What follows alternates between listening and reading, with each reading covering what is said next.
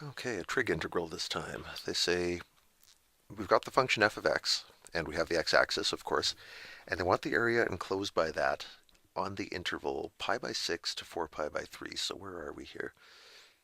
Thinking in degrees, this is 0, and over here at the end of a cycle is 360 degrees, and halfway through a cycle is 180. Pi by 6 is 30 degrees, so that's way over here. That's our starting point. And 4 pi by 3 is 240 degrees, which is there. This is 180. Down here at the bottom is 270, so 240, that's our cutoff. 240 degrees. So all that area is what we're adding up. Notice they didn't say signed area, which means it's not okay for us to just do an integral from 30 to 240 and call it a day.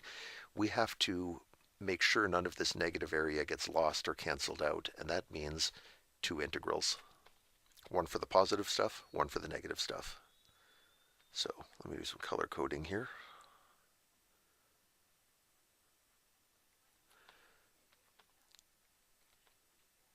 Positive area in blue, negative area in red.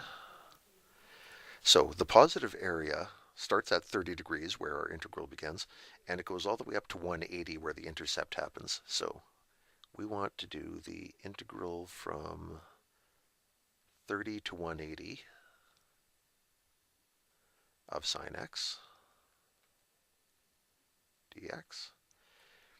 And the other piece we have to worry about is from 180 to 240.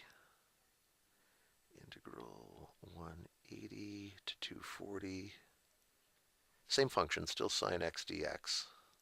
We're just treating these separately. Now, I'm not going to put any negative on this time. This is another way that you can handle the negatives, is just to let them happen and then throw them away. So I'm going to do each of these integrals separately without assuming anything about their signs, and we'll see what we get. So the antiderivative of sine x is negative cosine x. So we get negative cosine x plus a c, which I'm ignoring, from 180 to 30, or 30 to 180, I should say. Cosine 180 is negative 1. Negative of that would be positive 1, minus cosine 30 is root 3 over 2. The negative of that is minus root 3 over 2. And that comes out to 1 plus root 3 over 2, or in decimal form it would be 1.866. For the second integral, well, the antiderivative is still negative cosine x. Nothing changes there. But now our limits of integration are 240 and 180. The cosine of 240, where is that? That's minus 1/2. Then this negative makes it positive 1/2. Minus. And then the cosine of 180 is negative 1. This negative makes it positive 1. 1/2 minus 1 is negative 0.5. So, as we probably would have predicted, the blue area comes out positive all by itself. The red area came out negative because negative heights. And so when this happens, you just say, I'm ignoring the negative sign. Area 2 is 0.5 units.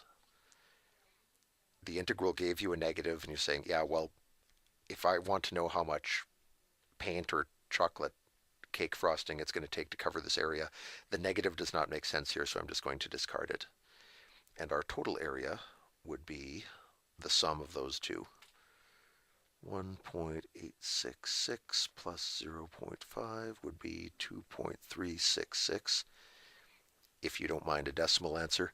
If you want a really perfect answer, then it would be 1 plus 0.5, so 3 over 2 plus root 3 over 2, or mash that together into one fraction and you get 3 plus root 3 over 2. There's your exact value.